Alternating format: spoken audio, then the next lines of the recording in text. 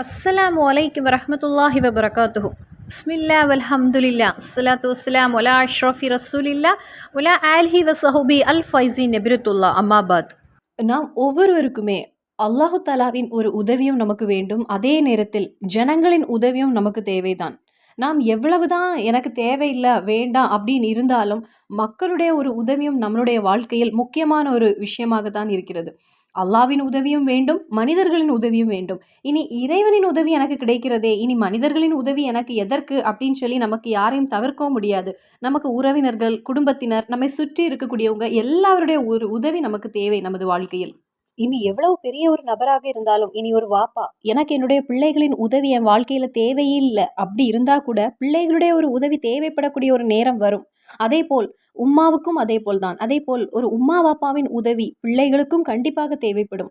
எல்லாரும் அங்கேயும் இங்கேயுமாக அவர்களுடைய உதவிகள் தேவைப்பட்டு கொண்டே தான் இருக்கும். இனி பெரிய அளவில் ஒரு உதவி இல்லன்னா கூட, சின்ன சின்ன உதவியாவது நாம் எல்லாரும் எல்லாரையும் சார்ந்து இருக்க வேண்டிய ஒரு சூழ்நிலை வந்து கொண்டே இருக்கும். அப்போ நான் இங்க சொல்லக்கூடிய ஒரு விஷயம், நமக்கு என்ன உதவி நமது வாழ்க்கையில் தேவைப்பட்டாலும், சில விஷயங்களுக்கு நமக்கு உதவி செய்ய யாருமே கிடைக்காது.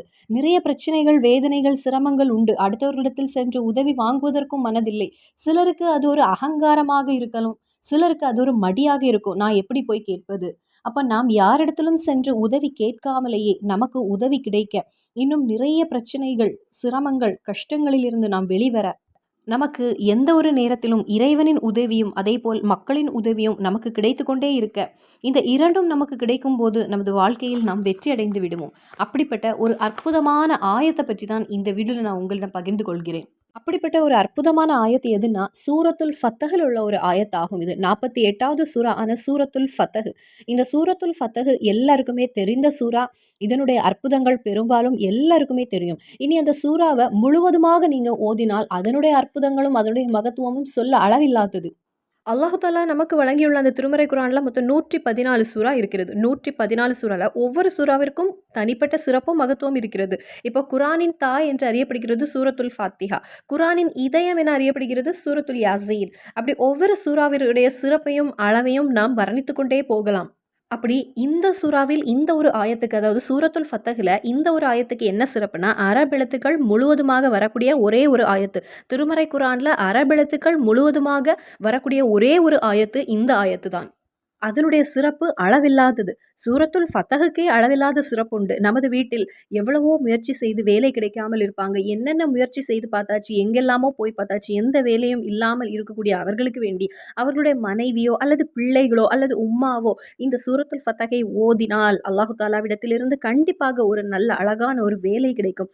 அதேபோல கடனோடு சிரமப்பட்டு, கடனுக்குள் மூழ்கி என்ன செய்வதுன்னு தெரியாமல் இருக்கக்கூடிய அந்த ஒரு குடும்பத்தில் யாராவது ஓதினால், அல்லாஹு தாலாவிடத்திலிருந்து ஒரு உதவி கிடைத்து அந்த கடன் அடைந்து கிடைக்கும்.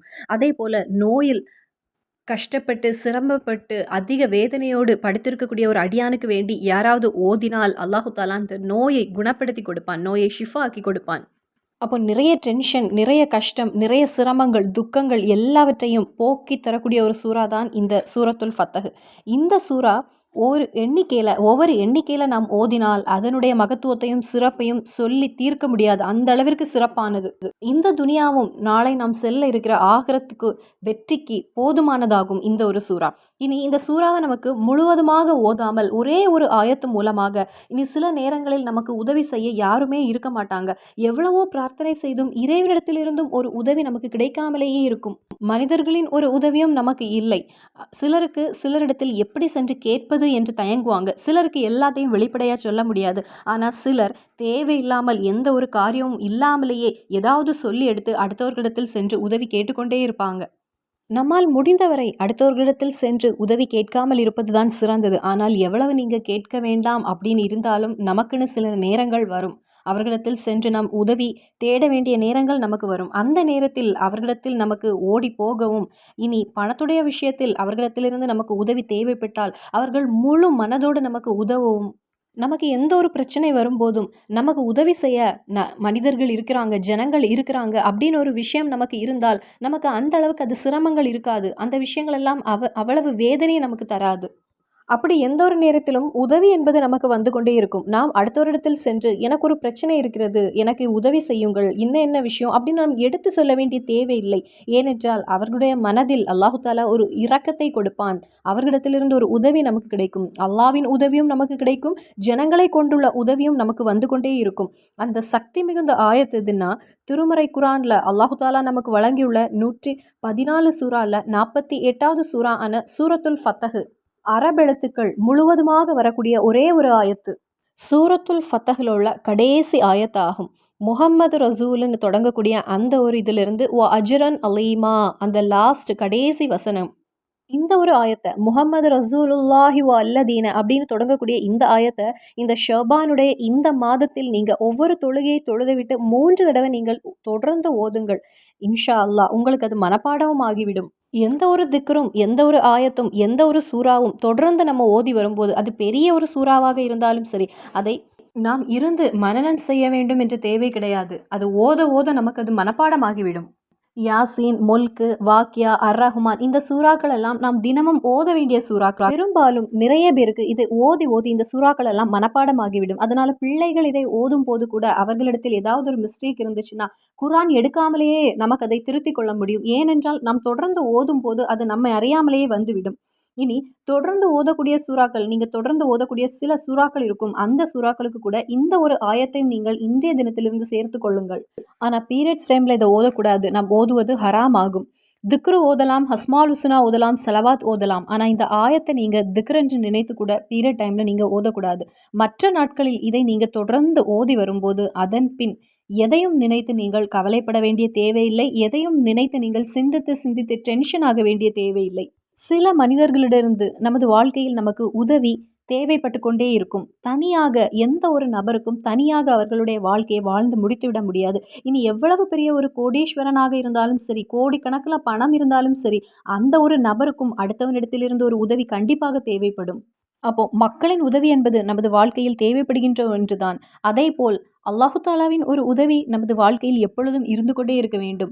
அடுத்த நிமிடம் நாம் மூச்சு விட வேண்டும் என்றாலும், ஒரு காலை எடுத்து அடுத்த இடத்தில் வைக்க வேண்டும் என்றாலும் அல்லாஹு தாலாவின் ஒரு உதவி இல்லாமல் நமக்கு இருக்க முடியாது. சிலர் நினைப்பது, இறைவனின் உதவி எனக்கு கிடைத்து விட்டது அப்படின்னு அகங்காரத்தோடு எந்த மனிதனின் உதவியும் எனக்கு தேவையில்லை அப்படின்னு நினைப்பாங்க. நாம் ஏதாவது ஒரு மனிதனை பற்றி கேலி, கிண்டல் செய்து தாழ்வாக அவர்களுடைய குறைகளை பற்றி, அவர்களுடைய நிலை பற்றி நாம் பேசினால், அந்த தாழ்வாக பேசிய அந்த மனிதனின் ஒரு உதவியாக இருக்கும் நமது வாழ்க்கையில் தேவைப்படுகின்ற ஒரு நிலை நமக்கு வரலாம். அதனால எந்த ஒரு மனிதனையும் விலை மதிப்பு கொடுக்காம தாழ்வாக நாம் அவர்களை பார்க்கவும் கூடாது, நினைக்கக்கூடாது. அப்படிப்பட்ட பேச்சுகளை நாம் பேசக்கூடாது. இனி இந்த ஒரு ஆயத்த தினமும் ஒரு தடவை நாம் ஓதி வந்தால், அதன் பின் எதையும் நாம் பார்க்க வேண்டிய தேவையில்லை. இந்த துனியாவும் ஆகிரத்தும் நமக்கு வெற்றி அடைந்து விடும். அப்போ சூரத்துல் ஃபத்ஹை எல்லாருமே தினமும் ஓதுங்கள். இனி சூரத்துல் ஃபத்ஹ் முழுவதுமாக ஓத முடியவில்லை என்றால், இந்த ஒரு ஆயத்தை கண்டிப்பாக நீங்க மனப்பாடம் செய்து கொள்ளுங்கள். புனித குர்ஆன்ல, திருமறை குர்ஆன்ல 48வது சூறால கடைசி ஆயத் இது. அதனால எல்லாருக்கும் சீக்கிரமாக இதை எளிதாக ஓதி முடித்து விடலாம். இன்னும் நாம் நிலைத்திருப்பது அழகிய ஷோபானுடைய மாதத்தில் ஆகும். பிரார்த்தனைக்கு ஹிஜாபத்து கிடைக்கும் அழகிய நிமிடங்களில் நாம் இருக்கின்றோம். இன்றைய தினத்தில் உங்களுடைய மனதில் ஒரு தேவை நெய்யத்தாக வைத்து ஒவ்வொரு தொழுகையின் பிறகும் 3 தடவை நீங்க இதை ஓதுங்க. கண்டிப்பாக 3 தடவை ஓதிக்கொள்ளுங்கள். இன்ஷா அல்லாஹ் இந்த மாதத்தின் பரக்கத்து கொண்டும் இந்த ஆயத்தின் பரக்கத்து கொண்டும் அல்லாஹு தாலா உங்கள் மனதில் உள்ள அந்த ஹாஜத்தை நிறைவேற்றி தருவான். இன்ஷா அல்லாஹ். மறுபடியும் சந்திப்போம். அஸ்ஸலாமு அலைக்கும் வரஹ்மத்துல்லாஹி வபரகாத்துஹு.